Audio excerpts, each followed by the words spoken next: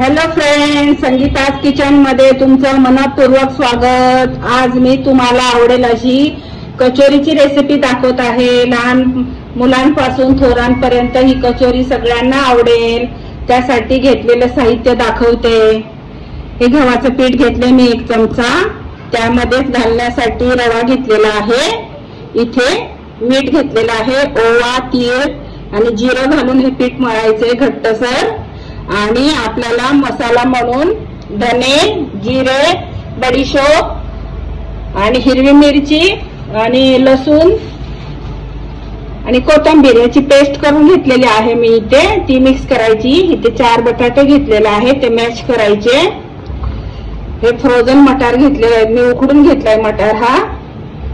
ओवा घेतलेला आहे, पनीर घेतलेला आहे। तर आता मी तुम्हाला रेसिपी करून दाखवते, बघा तुम्हाला आवडेल का। आता मी 1 चमचा गव्हाचं पीठ घेतलेलं आहे। आता ह्यामध्ये आपण रवा टाकणार आहोत, मीठ घालणार आहोत चवीनुसार,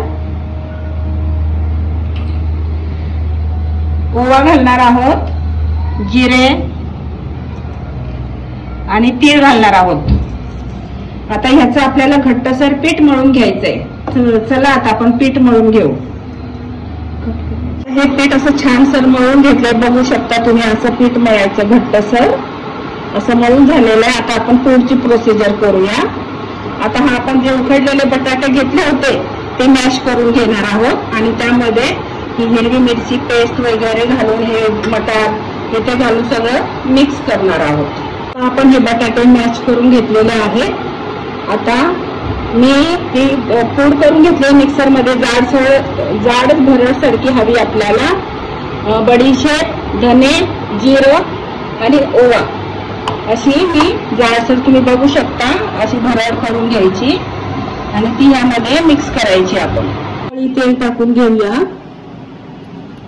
आणि यामध्ये आपण ही मिरची, कोथिंबीर आणि आलं याची मी पेस्ट करून घेतली मिक्सर मध्ये, ती आपण टाकून घेऊया। ती छान परतून घेऊया।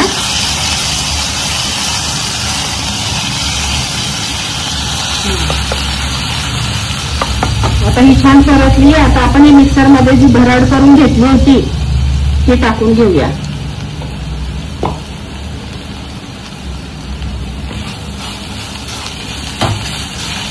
आता हे बघा तुम्ही छान परतलंय। आता आपण त्यामध्ये बटाटा टाकून घेऊया, जो आपण मॅश करून ठेवलेला आहे।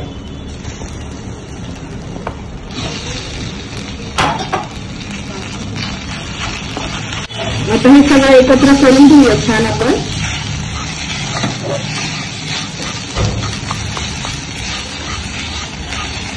झालेलं आहे। आता आपण मटार टाकून घेऊया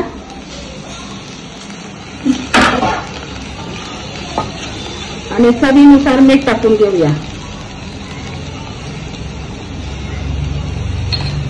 परत मिक्स करून घेऊया छानपैकी।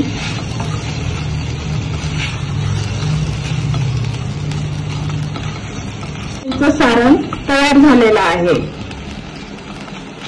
तुम्ही बघू शकता किती छान दिसतंय। हॅलो, आता आपण आत्याची काईल गरम करायला ठेवलेली आहे। हे गरम होईपर्यंत आपण कचोऱ्या तयार करून घेऊया।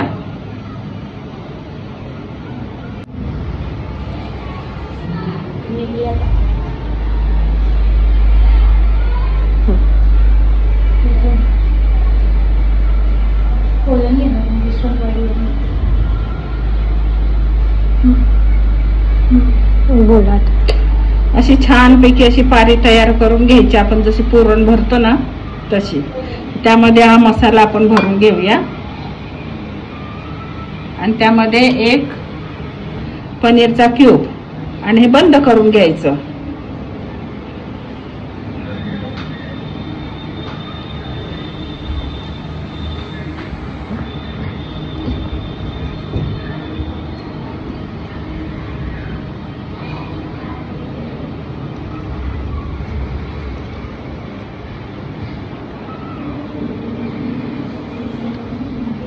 अशी कचोरी तयार करून घ्यायची.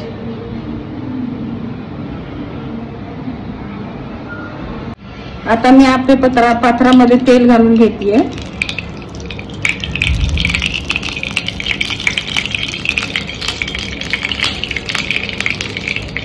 अशा तयार करून घ्यायच्या कचोऱ्या. मी जशा केल्या तशा गोल गोल सारण भरून आता आपण आप्पे पात्रामध्ये त्या कमी तेलामध्ये शॅलो फ्राय सारख्या करून घ्यायच्या, जसे आपण आप्पे करतो ना तसेच. आता एक एक कचोरी त्यामध्ये आपण सोडणार आहोत.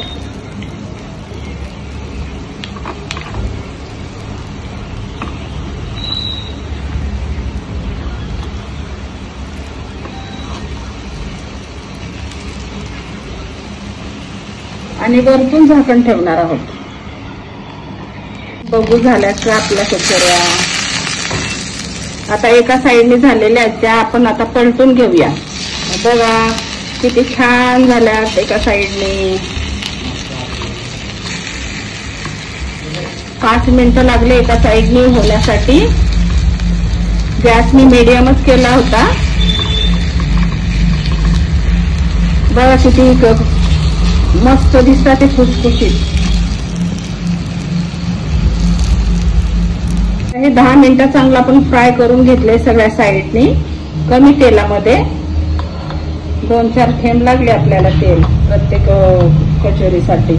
आता हे आपण काढून घेऊया.